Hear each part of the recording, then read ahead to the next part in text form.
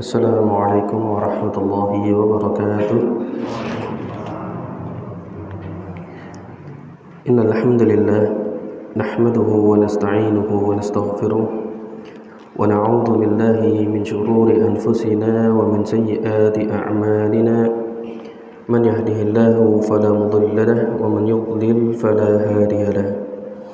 Wa asyhadu an la ilaha illallah wahdahu la syarika lahu وأشهد أن محمدا عبده ورسوله الذي لا رسول ونبي بعده صلى الله وسلم عليه وعلى آله وصحبه ومن تبعهم بإحسان إلى يوم الدين أما بعد. Yang kami hormati segenap takmir Masjid An-Nur, juga bapak-bapak dan ibu-ibu, segenap hadirin dan hadirat kajian fikih Syafi'i Masjid An-Nur rahimani wa rahimakumullah. Pertama, kita panjatkan syukur kehadirat Allah Subhanahu wa taala, yang mana pada kesempatan malam hari ini kembali Allah Subhanahu wa taala mudahkan kita untuk bermajelis bersama di masjid yang mulia ini untuk mencari ilmu dan untuk beribadah, melakukan hal-hal yang wajib. Semoga Allah taala memudahkan dan memberikan kita taufik untuk selalu melakukan kebaikan. Allahumma amin.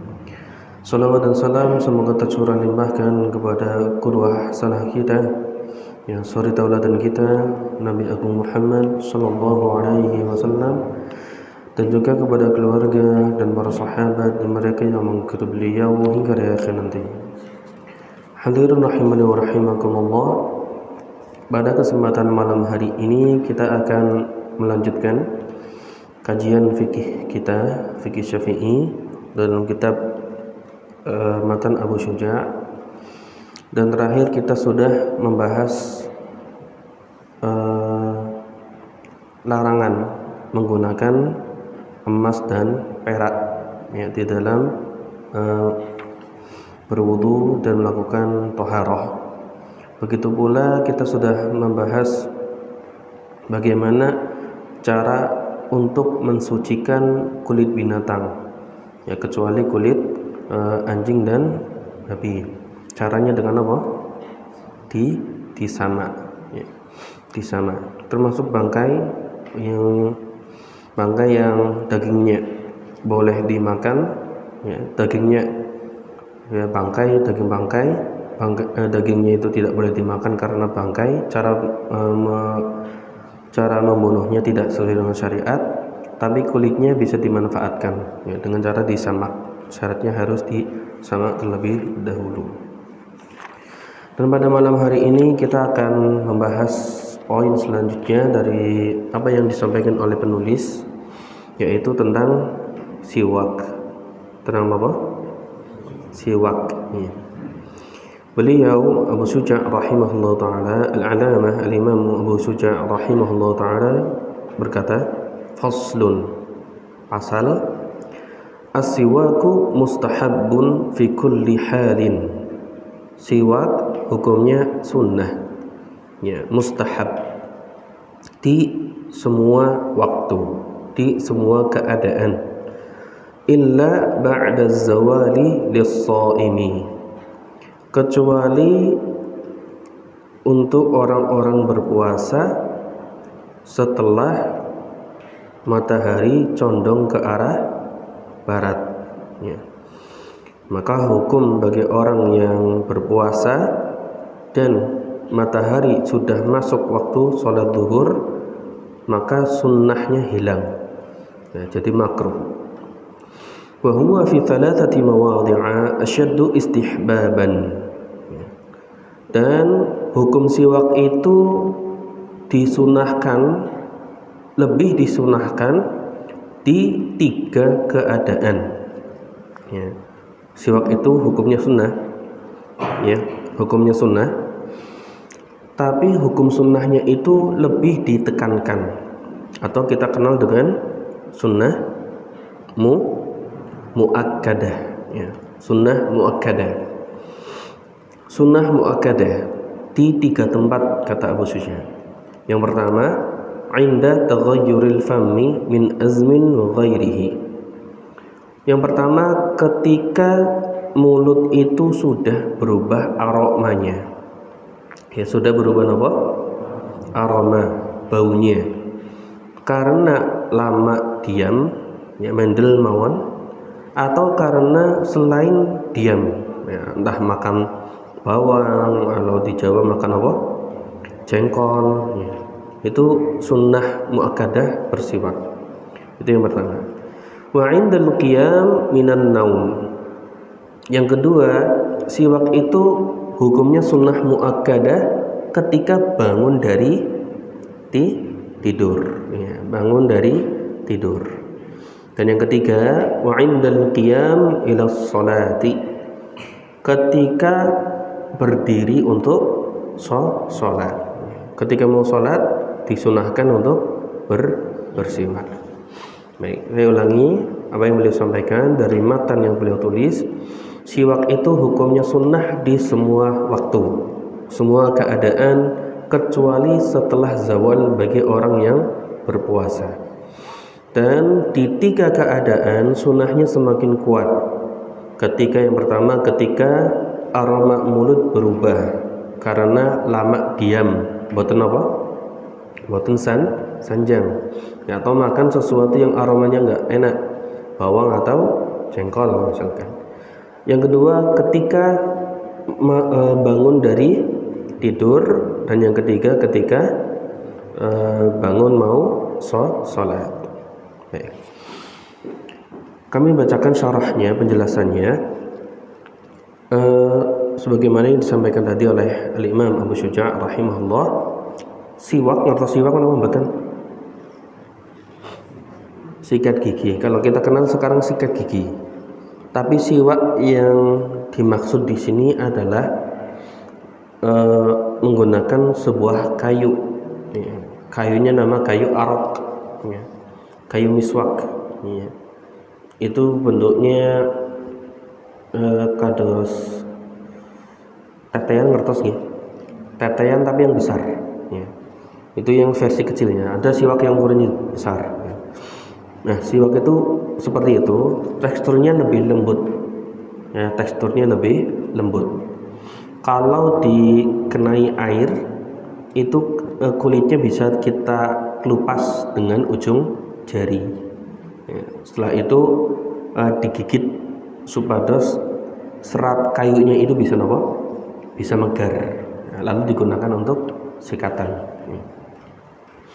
Ya, meskipun nanti ada kias dalam mazhab Syafi'i, siwak itu bisa diganti, tapi afdolnya yang paling utama yang memakai kayu, ya, kayu siwak namanya, kayu arok. Dan siwak menggosok gigi, ya, menggosok gigi itu secara mutlak hukumnya apa? Sunnah. Ya. Bahkan sunnahnya ini berdasarkan dari sabda Nabi Sallallahu Alaihi Wasallam. Kata Rasul Sallallahu Alaihi Wasallam, as-siwaku mutahhiratun lil fammi mardatun lirabbi. Ya, siwak itu bisa membersihkan mulut dan mendatangkan keridhaan Allah. Ya. Siwak itu apa? Bisa membersihkan mulut dan mendatangkan keridhaannya Allah. Jadi kalau kita bicara mazhab Syafi'iyah, Bapak Ibu, kalau kita membahas mazhab Syafi'iyah, di antara kekhususan mazhab Syafi'i, kadang itu ada hukum yang terambil dari bukan dalil hadis. Kadang ada hukum yang terambil dari manfaat kesehatan, ya, atau manfaat yang lainnya, ya. Maslahat mursalah namanya. Kalau dalam usul fikih namanya maslahat mursalah. Nah, di dalam hukum siwak itu bukan diambil dari sisi kesehatannya saja, tapi juga diambil dari hadis Nabi. Kalau sudah bicaranya hadis Nabi, berarti ini kepentingannya bukan hanya karena sebab apa? Kesehatan, tapi juga karena ada unsur keridhaan Allah. Jelas Bapak Ibu? Nah, siwak itu selain membersihkan mulut juga mendatangkan keridhaannya Allah Subhanahu wa taala. Dan hadis ini hadis sahih riwayat Ibnu Khuzaimah, Ibnu Hibban, Al-Baihaqi, An-Nasa'i dengan isnad yang sahih. Dan juga disebutkan oleh Al-Imam Al-Bukhari secara ta'liq, ya, secara ta'liq yang artinya beliau tidak menekankan kesahihannya, tapi di riwayat yang lain ada imam yang mengatakan hadis ini adalah hadis yang sahih. Baik. Nah, tadi kan Bapak Ibu, tadi kan siwak itu hukumnya makruh nggih. Bagi siapa? Bagi orang yang berpuasa. Kalau orang yang tidak berpuasa, mutlak hukumnya sunnah. Di setiap waktu, di setiap keadaan hukumnya sunnah. Ya. Kalau orangnya berpuasa, hukumnya jadi makruh. Ya, hukumnya jadi makruh. Kapan makruhnya? Berdasarkan waktu. Waktunya yaitu setelah masuk sholat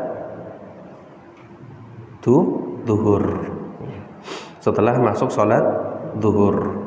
Kenapa makruh? Bukannya ketika lagi puasa membunuh orang eram. Kenapa Pak Bu? Karena orang berpuasa itu memiliki keistimewaan. Kalau seandainya keistimewaan itu tidak dihilangkan pun, itu tidak mengapa. Apa keistimewaannya orang berpuasa? Bau mulutnya. Ya.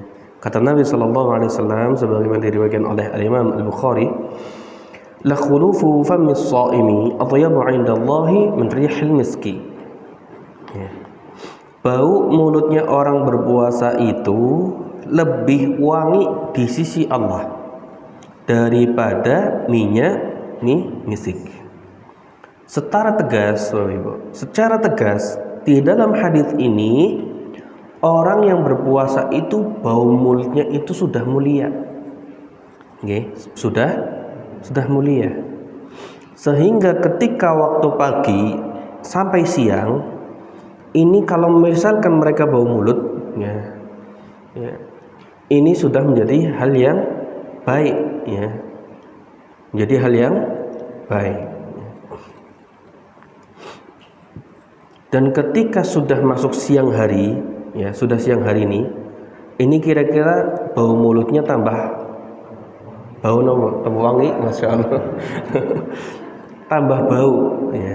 Dan posisinya ketika itu bau mulutnya itu tidak perlu dihilangkan karena sudah mulia, ya. Sehingga muncullah hukum makruh, ya. Ya, kenapa kok khusus di waktu siang hari? Ya. Jadi kalau orang berpuasa itu sejak pagi sampai siang, ya, boleh bersiwak dalam arti tidak mendatangkan kemakruhan, tidak makruh, ya, tidak apa? Makruh. Ya. Tapi kalau sudah siang hari masuk zuhur itu sudah makruh, ya, sudah makruh sampai maghrib. Ya. Baik. Kenapa kok waktunya itu dimulai setelah zawal? Ya, setelah zawal. Kenapa? Kenapa kok ditegaskan setelah masuk waktu duhur? Kita lihat alasannya. Karena siang hari itu orang berpuasa bau mulutnya lebih terasa, ya. Ya. Baik. Kalau di sini ada taklik Bapak Ibu, ada kaitannya dengan orang berpuasa, ya. Ada kaitannya dengan orang yang berpuasa. Tapi penulis kitab Kifayatul Akhyar yaitu Taqiyuddin Abu Bakar bin Muhammad bin Abdullah Al-Husaini, beliau mengatakan falau taghayyara famuhu ba'da zawali bisababin akhar kanaum aw ghairuhu fastaka li ajli dzalika la yukrah. Kalau misalkan orang berpuasa siang hari ingin bersiwak, tapi dengan niat siwaknya itu untuk menghilangkan bau karena tidur. Karena apa? Tidur, ya, itu tidak dimakruhkan. Tidak makruh. Jelas mboten nggih? Pada puasa tapi beda hukum. Kalau yang pertama itu cuma puasa tok, ya, cuma puasa. Tapi kasus yang lainnya kalau bangun tidur saat puasa, berarti ada alasan lain mboten? Hah? Jelas mboten ya? Kalau yang pertama tadi itu hanya berpuasa, ya, hanya berpuasa. Dan orang puasa itu mboten dahar mendele kathah leres mboten. Nah, kalau dilihat dari illahnya itu kan aromanya berubah karena banyak diem, ya. Tapi sebab banyak diemnya ini sebenarnya di luar puasa itu sunnah menggunakan siwak, ya. Tapi karena keadaan puasa orang diem itu setelah duhur, ketika masuk duhur itu justru tidak sunnah, malah hukumnya makruh. Disebabkan karena diam saat berpuasa. Tapi kalau muncul sebab lain, yaitu tidur muncul sebab lain, tidur nih Bapak Ibu, tidur. Kalau sudah tidur kan baunya beda juga. Karena sebab yang kedua ini, ketika orang berpuasa mau sikat gigi, hukumnya tidak dimakruhkan. Jelas? Yang satu sebab puasa, yang satu tidur. Meskipun sama-sama apa? Sama-sama diam. Baik, kemudian kata beliau Abu Juja, lis-shaim, makruhnya puasa itu untuk orang yang berpuasa, ya, makruhnya untuk berpuasa. Dari kata-kata ini diambil sebuah hukum bahwa ketika bulan Ramadan saat matahari tenggelam itu tidak lagi makruh. Makruhnya sudah hilang, ya. Makruhnya sudah hilang. Dan sunnahnya makruhnya bersiwak bagi orang berpuasa itu hanya ketika keadaannya sedang berpuasa, ya. Baik. Kemudian ini yang pertama. Yang kedua, sebab sunnah yang kedua, disunahkan bersiwak yang kedua adalah ketika banyak diem, ya, inda taghayyurul fam min azmin aw ghairihi. Ya. Yang pertama ketika apa? Ketika diem, ya, mulutnya berubah aromanya. Ketika apa? Ketika banyak diem, mendel, ya, mendel mawon. Aw ghairihi, ya, atau selainnya. Dan kata al-azmu, ya, inda taghayyur fa min azmin, karena azmin ditafsirkan dua. Yang pertama diam lama, yang kedua tidak makan. Mboten apa? Dahar. Yang pertama mendel mawon, kambing kalian apa? Mboten dahar, mboten makan. Wa ghairihi, atau sebab lainnya, ya. Sebab lainnya apa? Ngomongnya akeh tapi mangannya mangan jengkol, mana malih petek, terus sing biasanya beraroma apa? Jengkol, petek, bawang. Teng mriki mboten bawang di niku nggih. Kalau ting Arab kan kathah, sehingga di kitab-kitab fikih ulama, ya, yang di luar negeri itu biasanya mereka menyebutkan di sini lisababi basal, ya, basal itu bawang. Karena bawang itu di Jazirah Arab itu biasa dipakai untuk kesehatan. Nek sakit mangan daharin bawang gitu. Ya. Termasuk ketika tidak diem tapi mangan, cuma makannya itu makan sesuatu yang beraroma sengat, ya, menyengat, ya, seperti pete, jengkol, dan bawang. Maka ketika ada aroma seperti itu, sunnah muakkadah hukumnya untuk bersiwak.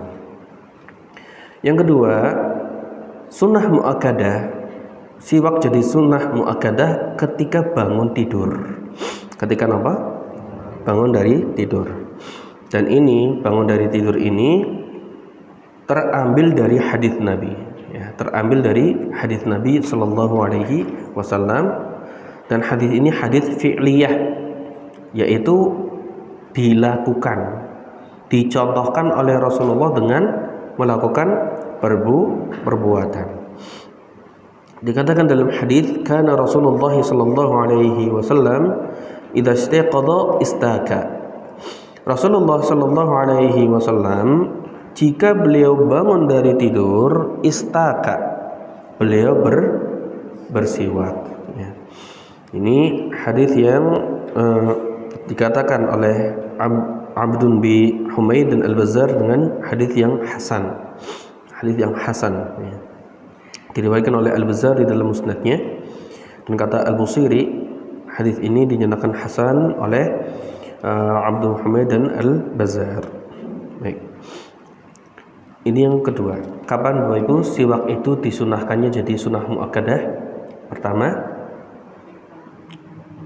ketika aroma mulut berubah.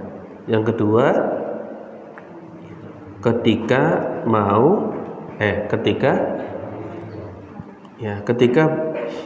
bangun dari tidur.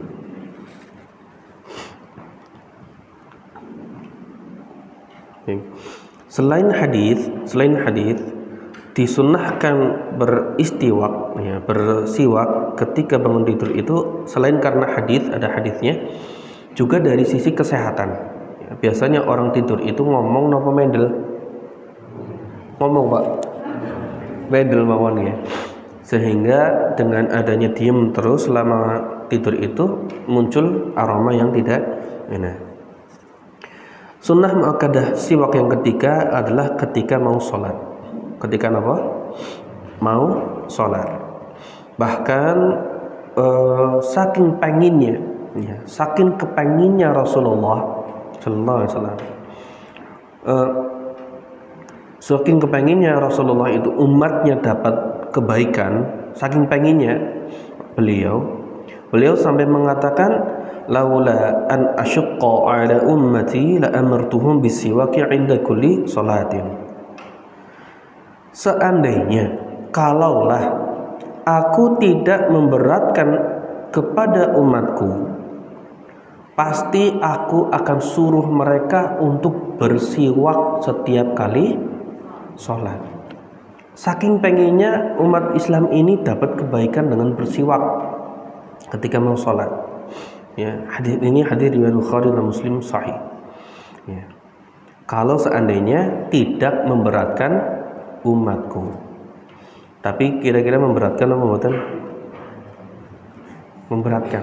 Kalau Rasulullah SAW mengatakan harus bersiwak, maka bisa jadi salah satu syarat sahnya sholat adalah bersiwak. Tapi Rasulullah dengan kasih sayangnya tidak menjadikan siwak sebagai salah satu syarat sholat. Dan ada hadis yang lainnya. Hadis ini, ya, dikatakan bahwa hadis ini rijalnya thiqat. Kata Nabi SAW, rak'atani bisiwaki afdalu min sab'ina rak'atan bila siwak. 2 rakaat dengan siwak. 2 rakaat dengan apa? Siwak, ya. Itu lebih afdal dari 70 rakaat tanpa siwak. Hadis ini riwayat Abu Nuaim dari hadis Al-Humaidi dengan isnad yang seluruh rijalnya itu thiqat. Tapi wallahu alam ini termasuk hadis yang gharib di sisi kami. Ya, kami hanya melihat di hadis ini saja. Dan ini bukan hadis yang masyhur yang biasa disampaikan oleh guru-guru kami di Ma'had maupun di kajian-kajian Islam guru-guru kami. Ya. Kalau kulihal hadis ini diriwayatkan dan disebutkan di dalam kitab Syafi'iyah, yaitu yang berbunyi 2 rakaat dengan siwak itu lebih baik daripada 70 rakaat tanpa siwak. Ya. Masih membahas tentang poin ketiga. Napa niki Bapak Ibu? Sunnah bersiwak ketika mau sholat. Sholat yang bagaimana Bapak Ibu? Sholatnya itu bagaimana supaya dapat pahala siwaknya lebih banyak? Ya. Siwak itu jadi sunnah muakkadah untuk sholat apa? Ya. Nah, lanjut. Berdasarkan hadis itu sholatnya semua macam sholat. Pertama, meskipun sholatnya itu dalam keadaan mulutnya itu masih bersih dan masih tidak ada baunya, ya. Yang kedua, entah sholatnya itu hukumnya wajib maupun hukumnya sunnah, sampai sholatnya itu dilakukan dengan taslimat 2 rakaat salam, 2 rakaat salam. 2 rakaat salam selesai mau berdiri siwakan dulu. Sudah selesai salam mau berdiri siwakan lagi. Itu sampai di situ sunnahnya. Ya. Seperti apa? Salat yang seperti itu. Pertama, seperti salat duha. Salat duha kalau pengen 8 rakaat kan 2-2. Begitu pula ketika salat tarawih, ya, atau salat tahajud, ya. Begitu pula salatnya apabila salatnya itu untuk salat jenazah. Ketika mau salat jenazah, hukum mustahab untuk bersiwak, ya. Termasuk salatnya itu dengan wudu atau taharahnya dengan tayamum, ya, semuanya disunahkan untuk bersiwak, ya.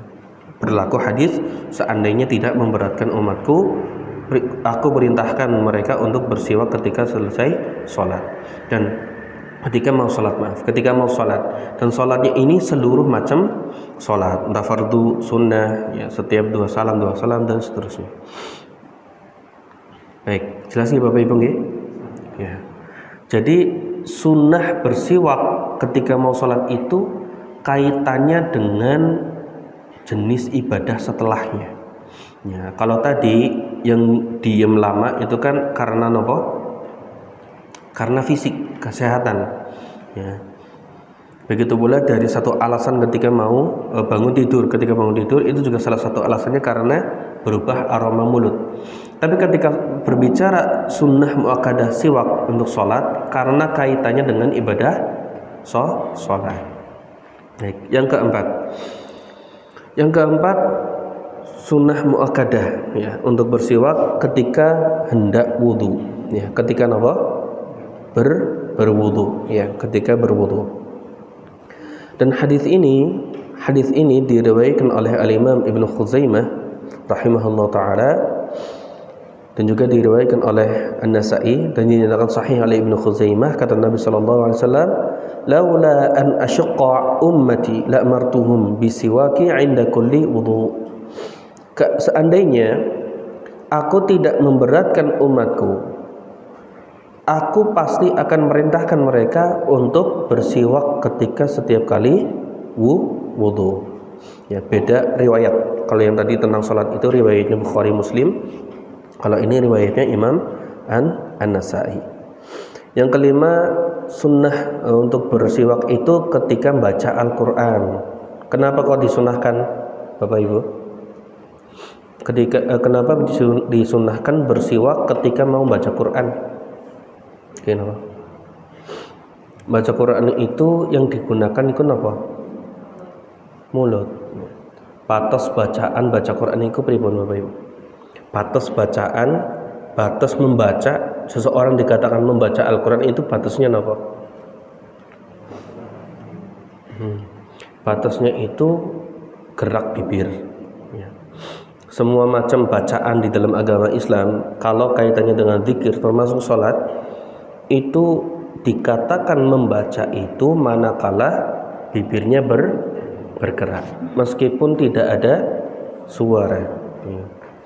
Nah, kenapa kok disunahkan bersiwak ketika membaca Al-Quran? Karena yang digunakan untuk membaca ayat-ayat mulia adalah mulut, ya. Maka ketika wasilahnya, sarannya adalah mulut, maka hendaknya ayat-ayat mulia itu harus melewati sesuatu yang mulia juga, sehingga perlu dibersihkan untuk menghormati ayat-ayat Al-Quran, ya. Baik, yang keenam, dan ini sunnah yang terakhir. Kapan siwak itu disunahkan? Ketika gigi sudah mulai berwarna kuning, ya. Jelas nih, ya. Ketika isfirarul asnan, inda isfiraril asnan, ketika gigi mulai berwarna kuning meskipun tidak berbau, ya. Ya alhamdulillah, kita bersyukur apa anda ini. Ketika beberapa waktu yang lalu atau zaman mbah-mbah kita dulu, panggil apa nih kok? Kayak kinang. Taksi wonten apa mboten mriki? Mboten ya. Biar dibayangkan lagi. Itu kan kalau diterapkan hukum Islam itu enggak kena, ya. Kalau Islam itu mendukung yang giginya berwarna putih, ya. Kalau orang Jawa di zaman dulu malah dipakai warna hitam, ya. Warna hitam, ya. Wallahualam. Baik. Nah, itu sampun nggih. Nah, sekarang tata caranya, di antara keistimewaan mazhab Syafi'iyah itu membahas sampai terperinci, termasuk tata cara menggunakan siwak, tata cara menggunakan sikat gigi, ya. Kami bacakan: wa'lam annahu yasulul istiyaqu bi kharqah wa bi kulli khashan mazil. Siwak itu bisa digunakan dengan semua hal yang bisa menghilangkan bau mulut, ya. Wal 'aud aula wal araq aula wal afdal an yakuna biyabisin nadiyyin bil ma', ya. Yang lebih utama itu menggunakan kayu araq, ya. Kayu apa? Kayu araq.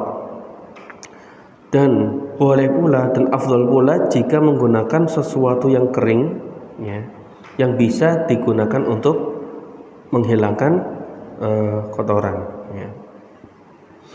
Wa yustahabbu ghasluhu liyustaka bihi thaniyan. Kalau misalkan mau dipakai kedua kalinya, maka disunahkan untuk dibersihkan, ya. Wa yustahabbu an yustaka biyaminih. Nah, ini mulai disunahkan menggunakan siwak itu dengan tangan kanan. Wabil janibil aiman min fammihi. Kemudian cara membersihkan giginya itu dimulai dari sebelah kanan. Wa an yamurrahu ala saqfi halqahi imraran latifan wa karasi adhrasihi, ya. Kemudian diimrorkan, dibersihkan dengan cara yang cukup lembut, ya. Latifan, dengan lemah lembut, bukan apa krok gitu, ya. Tapi dengan lemah lembut, ya. Kemudian sampai adrasnya, sampai gigi-giginya, ya. Sampai ke gigi-gigi yang tersembunyi, ya. Wa yanwi bisiwak sunnah. Dan ketika bersiwak itu diniatkan untuk melakukan sunnah, ya. Jadi pasta giginya Bapak Ibu, ya, gosok giginya Bapak Ibu dengan odol di rumah, itu kalau niatnya untuk mengikuti sunnah Nabi itu bisa jadi pahala. Tapi tidak perlu nawaitu siwaka lirafil asfar natalillahi ta'ala, nggak perlu disebutkan, diniatkan saja, ya. Diniatkan membersihkan, misalkan pergi ke masjid, ya, atau yang baca Al-Quran atau yang lainnya. Tapi lebih efisien, lebih gampang lagi itu kalau kita menyiapkan kayu arok, ya. Kayu arok disimpan di saku, digunakan untuk bersiwak. Dan dengan ini kalau nanti ada jamaah, ya, atau dari asatidah datang ke sini, ziarah ke sini, atau ada ulama yang perjalanan jauh datang ke sini, kok bawa apa? Kayu, itu bukan tongkat sihir, ya. Tapi itu apa? Siwak untuk membersihkan mulut. dan jangan merasa jijik, karena itu ada tuntunannya di dalam agama Islam. Kalau orang nggak pernah ngaji melihat itu dikira apa? Jorok temen, orang modal ya. Kenapa orang modal mau ya. Tapi ya kalau kita ingin mengamalkan juga melihat situasi dan kondisi ya. Lagi diundang nang presiden gawa kayu siwak nang orang kayak gini ya. Presiden bingung ya. Baik, itu terkait dengan siwak ya. Alhamdulillah sudah selesai. Kita masuk ke poin selanjutnya, masuk ke wudu. Dan sepertinya waktunya tidak cukup untuk membahas semuanya. Kita akan bahas yang bisa kita bahas. Wa faslun, kata Al-Imam Abu Syuja', faslun, pasal. Wa fara'idul wudu'i sittah. Rukun-rukun wudu itu ada 6. Rukun wudu wonten pinten? Wonten 6. Yang pertama an-niyatu. Yang pertama apa? Niat. Kalau ketika pembahasan Sahih Fikih Sunnah kemarin dulu itu kami menyampaikan niat itu termasuk apa? Syarat ya, termasuk syarat. Di dalam mazhab Syafi'iyah niat itu masuk ke rukun. Beda rukun sama syarat mboten? Kalau syarat itu sebelum, kalau niat itu rukun itu ada di dalam perbuatan ya. Yang pertama niat, yang kedua ghuslul wajhi ya. Yang kedua apa? Membasuh muka. Wa ghuslul yadaini ma'al mirfaqaini. Yang ketiga membasuh tangan sampai siku. Wa mashu ba'dhi ra'si ya. Yang keempat membasuh sebagian apa? Kepala. Yang kelima wa ghuslur rijlaini ma'al ka'baini. Membasuh kaki sampai mata kaki. Yang keenam rukun wudu yang keenam wa tertib ala ma dzakarna. Yang keenam tertib ya. Tertib atas apa yang disebutkan kami tadi. Tertib yang didahulukan yang diakhirkan yang terakhir. Enggak boleh kaki duluan terus baru tangan, tidak boleh, harus sesuai dengan urutannya. Ini yang namanya tertib. Kita masuk yang pertama yang wudu, yang niat Bapak Ibu. Sebelum masuk pembahasan rukun, pertama kita harus mengetahui bahwa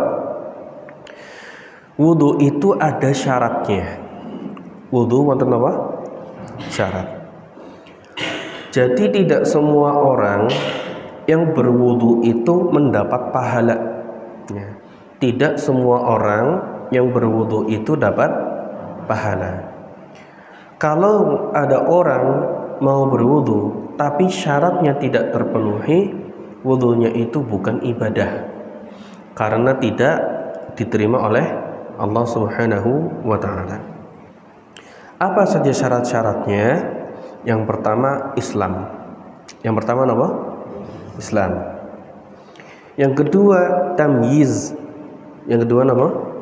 Tamyiz. Islam tahu nggih? Islam nggih. Islam itu beragama Islam, Muslim. Yang kedua tamyiz. Bisa membedakan mana baik, mana buruk. Yang ketiga tahuriyatul ma. Yang ketiga air yang dipakai untuk berwudu itu suci mensucikan. Bukan hanya suci tapi suci mensucikan. Yang keempat, tidak adanya penghalang-penghalang masuknya air ke anggota wudu. Contohnya apa? Kalau orang kerja di bangunan wonten apa? Wonten cat ya. Cat misalkan sejempol. Ada cat di sini warna biru. Ketika berwudu tanpa menghilangkan ini, itu wudunya enggak sah. Kayak kenapa? Karena tidak sampai ke anggota wudu, tangan ya. Atau yang kelima adanya penghalang secara syariat ya. Adanya penghalang secara syar'i. Kalau tadi hissi secara fisik. Kalau perempuan nonton apa itu? Henna ya. Kan ada henna yang mboten apa? boten saged tembus ya. Yang kelima, adanya penghalang syar'i. Contoh haid, terus nifas ya. Kalau orang haid ya, orang haid mau berwudu, wudunya sah mboten?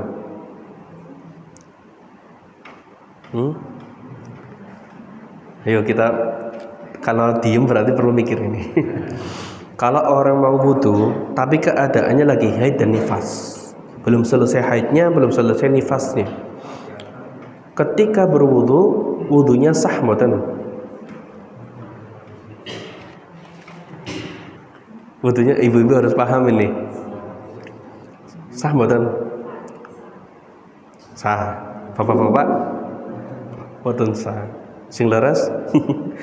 Tidak sah. Mau lagi hadas besar kok. Lagi hadas besar. Haid nifas kan hadas besar. Masa mau menghilangkan hadas kecilnya, hadas biasanya gimana? Ya, jadi haid dan nifas itu penghalang sahnya wudu. Kemudian yang terakhir terkait dengan orang yang punya penyakit. Ya, nuwun sewu. Beser. Penyakit beser itu apa?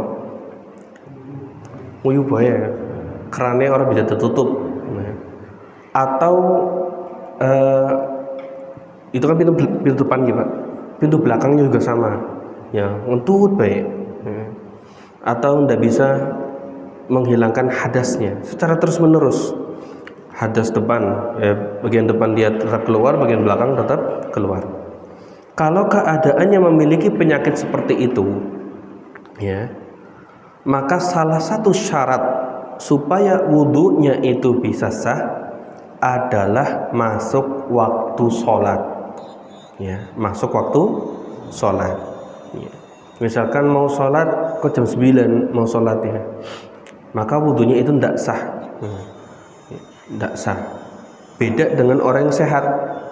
Kalau orang sehat mau sholat zuhur jam 12, wudunya dari jam 9, niatnya untuk menghilangkan hadas kecil. Bok nanti di perjalanan nggak ada tempat wudu, boleh jam 9 berwudu. Tapi bagi orang yang punya penyakit seperti tadi, keluar hadas terus, tidak boleh wudunya, kecuali kalau sudah masuk waktu sholat. Jelas nih, ini syarat-syaratnya. Yang pertama, Islam tamyiz, bisa membedakan mana baik buruk. Kemudian airnya suci dan mensucikan. Yang keempat, tidak adanya penghalang secara fisik ya, cat atau yang lainnya. Yang kelima, tidak ada penghalang secara syar'i, haid atau nifas. Dan yang keenam, masuknya waktu bagi orang yang berpenyakit, ya mustahadah. Mustahadah kata sebagai ibu-ibu, mustahadah itu keluar darah terus. Dan ini ada kasusnya, wanita yang keluar darah kayak haid tapi lama, berbulan-bulan. Nah, nanti dibahas nih. Mustahadah kalau ada seperti itu, maka dia tetap sholat ya, tetap sholat dengan batas waktu haid yang sudah pernah dilalui ya, atau melihat ke waktu haid keluarga terdekatnya. Baik, itu syarat sahnya wudu. Kemudian sekenanya mawon nggih Ibu-ibu. Masalah niat, ya, niat itu salah satu rukun. Berdasarkan hadis Nabi sallallahu alaihi wasallam, innamal a'malu binniyat. Ya, sesungguhnya amal-amal itu tergantung niatnya. Ya, di antara tafsir para ulama, penjelasan para ulama, maksud daripada bin niat adalah seseorang itu ibadahnya sah atau tidak karena niatnya. Ibadahnya seseorang itu berpahala atau tidak karena niatnya. Dan innamal a'malu binniyat, hadisnya sahih riwayat Imam Bukhari dan Imam Muslim. Ya. Dan wudu ini hukumnya wajib, ya, hukumnya wajib. Ya, maaf, niat dalam wudu itu hukumnya wajib. Untuk menghilangkan hadas kecil harus ada niat. Ya, harus ada apa? Niat. Beda kalau menghilangkan najis. Ya, kalau toharoh itu kan yang dihilangkan dua nggih. Yang pertama menghilangkan hadas, yang kedua menghilangkan najis. Paham perbedaannya mboten Ibu-ibu niki? Hadas sama najis benten apa sami? Bu, beda apa sami? Benten. Kalau hadas ini kaitannya dengan diri manusia. Hadas kecil, hadas besar. Kalau najis ini sesuatu yang terlihat, ya, bangkai, ya, kemudian rauf, ya, kotoran dan lain sebagainya. Ya. Kalau menghilangkan hadas, kita ingin menghilangkan hadas besar dan hadas kecil, itu harus ada niat, harus diniati. Ya. Kalau najis, misalkan di depan masjid ada najis, ya, terus turun hujan, kemudian bangkainya itu terkena air sampai hilang, baunya dan warnanya hilang. Itu najisnya tempat itu jadi suci napa mboten? Suci. Meskipun tidak ada orang yang niat untuk menghilangkan najis. Jelas? Ya. Kalau najis itu tidak ada orang yang niat menghilangkan najis kok hilang sendiri, itu tempatnya jadi suci. Karena menghilangkan najis itu tidak butuh niat. Tapi kalau kalau wudhu, mandi junub itu harus ada niatnya, karena niat itu hubungannya dengan hadas. Jelas Bapak Ibu? Baik. Kemudian waktu niat wudhu, ini terakhir nih. Kalau kita lanjutkan pekan depan pertemuan yang lainnya. Kapan waktu niat? Ya, kapan waktu niat? Kapan niat wudhu itu harus ada? Niat wudhu itu harus ada ketika membasuh bagian wajah, minimal ketika membasuh wajah. Kenapa kok batasnya di wajah? Enggak, kenapa tangan dulu? Oh iya kelalen orang niat langsung lanjut. Kenapa enggak seperti itu? Enggak boleh, karena wajah itu bagian rukun pertama kali, ya, bagian rukun yang pertama kali. Ya. Kalau niatnya itu tidak muncul di rukun yang pertama ini, maka sama saja dia mendatangkan rukun di tengah-tengah. Ini tidak diperbolehkan. Ya, kalau ada orang kok nggak niat, ya, nggak niat ketika wudhu, kok kelalen niatnya kok pas lagi apa? Pas lagi wis gutul tangan, ya, itu niatnya wudhunya itu tidak sah. Ya, wudhunya tidak sah. Ya. Maka perlu dilazimkan, dijazmkan niat kita ketika berwudu. Kalau munculnya ketika membasuh tangan bagaimana? Ya boleh, tidak apa-apa. Ya, diperbolehkan. Ya. Baik, itu saja yang bisa kami sampaikan. Ya. Insya Allah kita bisa kita lanjutkan di pertemuan mendatang. Untuk masalah niat ini baru setengah pembahasan, masih ada setengah lagi pembahasannya. Mudah-mudahan bisa diselesaikan di pertemuan yang lainnya. Allahumma amin. Baik, itu saja yang bisa kami sampaikan. Terima kasih atas perhatiannya. Mohon maaf atas segala kekurangannya. Kita akhiri dengan doa kafaratul majlis. Subhanakallahumma wa bihamdika asyhadu an la ilaha illa anta astaghfiruka wa atubu ilaik. Sallallahu wasallam ala rasulil karim walhamdulillah. Wassalamualaikum warahmatullahi wabarakatuh.